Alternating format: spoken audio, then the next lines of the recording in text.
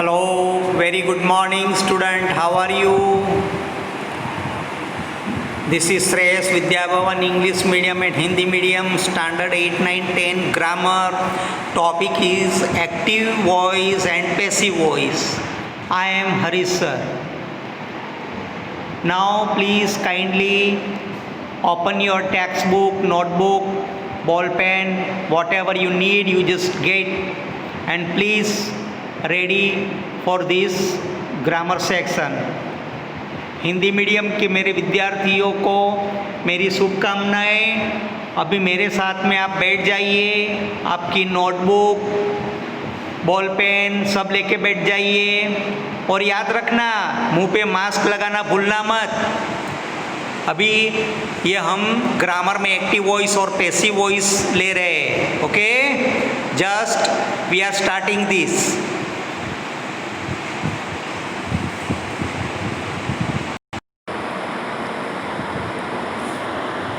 अभी active voice passive voice में क्या होता है, किसको कहते हैं एक्टिव वॉइस पैसिव वॉइस, मैं आपको ये सब डिटेल में समझा रहा हूँ, आप थोड़ा इसमें ध्यान दो।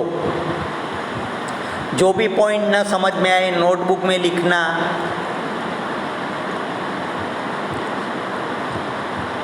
एक्टिव वॉइस को कहते हैं कर्तरी प्रयोग। कर्तरी प्रयोग का मतलब क्या? कर्ता जो होता है वो मुख्य होता है और पैसिव वॉइस को बोलते हैं कर्मणि प्रयोग, जिसमें कर्मक जो होता है वो मुख्य होता है। यानी डोमिनेंट पर्सनालिटी कर्ता हो तो एक्टिव वॉइस और मेन पर्सनालिटी कर्म हो तो वो पैसिव वॉइस। तो एक्टिव वॉइस यानी क्या? જે વાક્યમાં ક્રિયા કરનાર કર્તા મુખ્ય હોય છે અને જે વાક્યમાં કર્તા અને કર્મ પોતાના સ્થાને હોય એવા વાક્યોને एक्टिव वॉइस છે એમ કહેવાય છે। ये गुजराती में मैं आपको हिंदी में समझाता हूँ। जो सेंटेंस के अंदर करने वाला कर्ता यानी सब्जेक्ट मेन होता है, ऐसे वाक्य में कर्ता पहले आता है, कर्म लास्ट में आता है, ऐसे सेंटेंस को एक्टिव वॉइस कहते हैं। जैसे इसमें दिया है Pihu plays chess. Pihu plays chess, देखिए यहाँ पीहू कर्ता है यानी सब्जेक्ट है और वर्ब है प्लेज, क्रियापद कौन सा है? प्लेज। और चेस ये कर्म है, तो उसमें ऐसा बनता है पीयू प्लेज चेस। उसका पैसिव वॉइस करने गए तो होता है chess is played by Pihu. इसमें होता है पीहू प्लेज चेस, तो चेस पहले आ गया, chess is played by Pihu. तो देखा आपने, इसमें कर्म का महत्व बढ़ गया। तो जिस वाक्य में कर्म कर्ता से होता है ऐसा फलीभूत करना हो तो इसमें कर्म पहले आता है और करने वाला महत्व उसका कम होता है, वो बाद में आता है।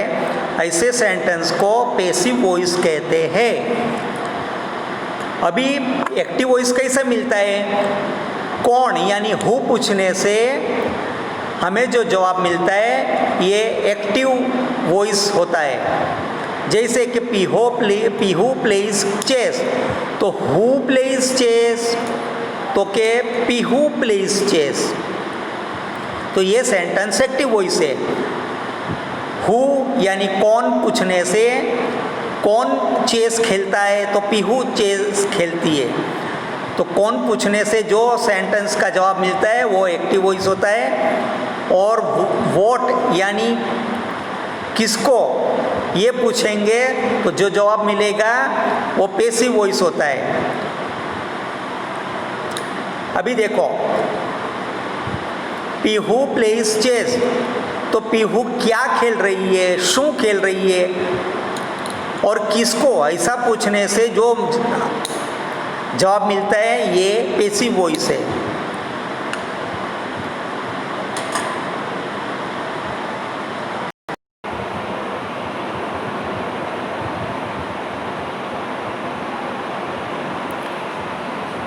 अभी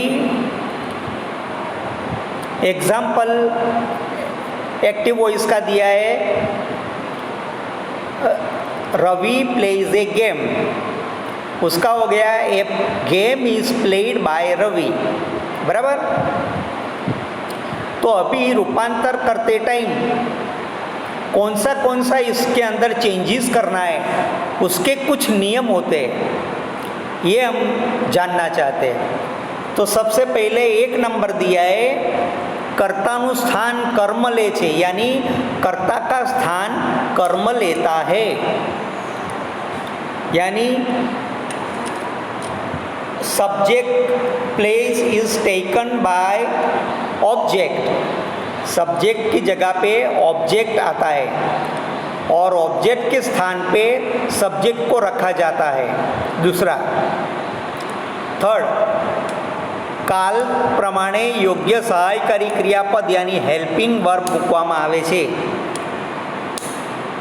टेंस के मुताबिक योग्य सहायकारी क्रियापद रखा जाता है। પેસિવ વોઇસ બનાવવામાં ક્રિયાપદનું ભૂત કૃદંતનું રૂપ જ વપરાય છે। पैसिव वॉइस बनाने में पास्ट पार्टिसिपल का V3 फॉर्म है ना, उसका ही यूज़ करने का, दूसरा नहीं इसमें आता है। हर एक वर्ब है उसका V3 we have to use it. और सेंटेंस के अंत में जो सब्जेक्ट होता है उसके पहले बाय लिखने का होता है, BY बाय। 6 नंबर, कर्ता कर्म અને कर्म कर्ता बन जाए तो एक वचन और बहुवचन यानी सिंगुलर और प्लूरल के नाम के मुताबिक हेल्पिंग वर्ब रखा जाता है। जैसे कि एक वचन में आई है तो उसका मी हो जाता है, बहुवचन में यानी प्लूरल में वी है तो उसका अस हो जाता है, यू का यू हो जाता है, यू का यू हो जाता है, ही का हिम, शी का हर, इट का इट और धे का धेम। इस तरह का इसमें ये होता है। अभी हमें क्या याद रखना है वो जानते हैं।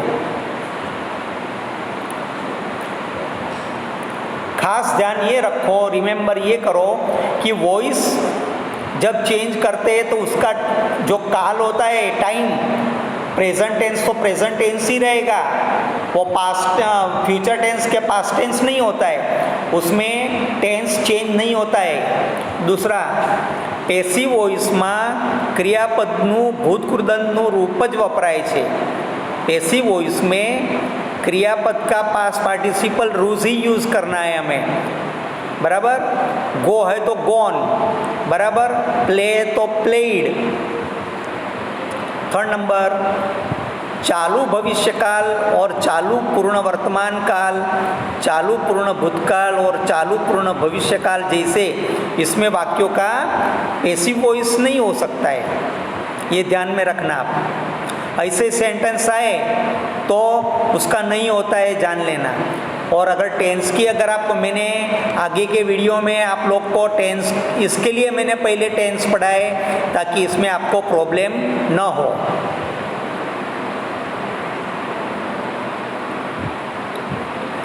और कंटिन्यू टेंस का जो चालू वर्तमान काल, चालू भूतकाल का जो पैसिव वॉइस करने की बात हो तो उसमें भूतकृदन के पहले BEING बिंग लगाना पड़ता है। हाँ, याद रखना। अगर ऐसा है कि पीहू इज प्लेइंग चेस तो क्या आएगा? Chess is being played by Pihu, being लगाना पड़ता है। 5 नंबर, पैसिव वॉइस में चेंज करते टाइम बाय यूज़ होता है।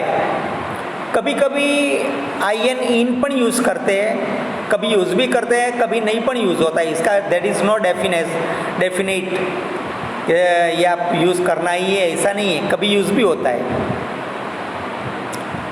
और बाय तो यूज़ करते ही है। देखो बाय वाला की इधर सेंटेंस है, He had sold the car before we reached. हमारे पहुंचने से पहले उसने कार बेच दी थी।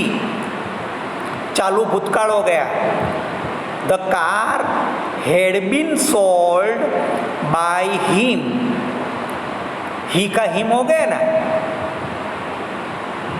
The car had been sold by him before we reached.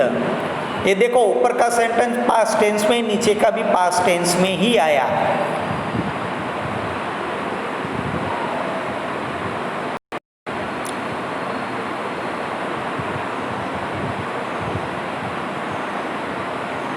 अभी 6 नंबर,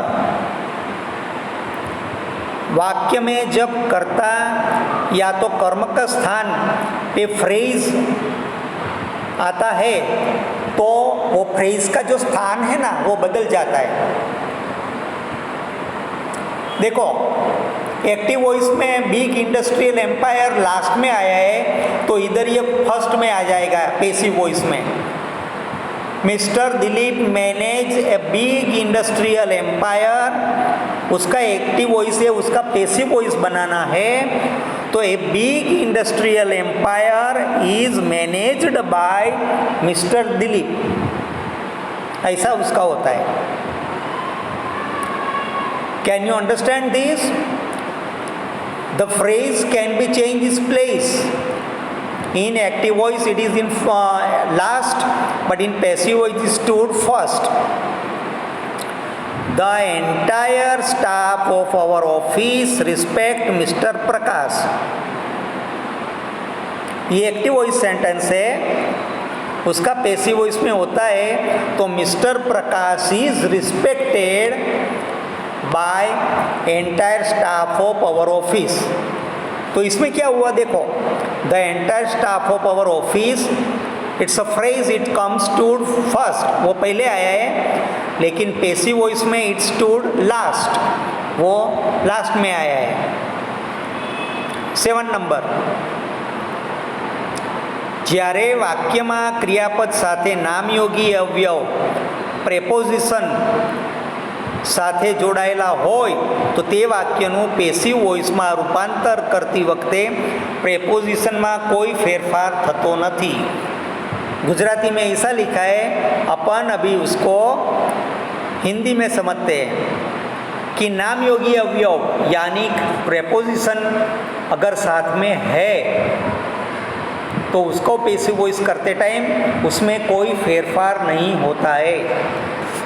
सपोज देखते हैं example, we object to this proposal, हम ये प्रपोजल को रिजेक्ट करते हैं। एक्टिव वॉइस में, पैसिव वॉइस में क्या बना, दिस प्रपोजल आया ना, प्रेपोजिशन सेम आया ना, this proposal is objected by us, यानी ये प्रपोजल हमारे द्वारा अस्वीकृत की गई है। दूसरा, a nurse look after this little girl, ये नर्स बच्चे की देखभाल कर रही है। लिटल गर्ल कैसे, नन्हे बच्चे की, तो इधर नन्हा बच्चा जो लास्ट में वो फर्स्ट में आ गया, लेकिन हमें तो लुक्स आफ्टर देखना है ना, क्योंकि प्रेपोजिशन है, तो लुक आफ्टर्स जो है तो वो सेम की सेम जगह पे है। A nurse look after this little girl, और पैसिव वॉइस में हुआ the little girl is look after bye a nurse.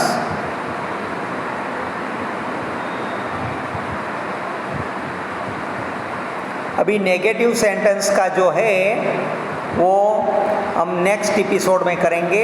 इसको ठीक से आप बराबर सुनना और नोटबुक में लिख लेना, बराबर।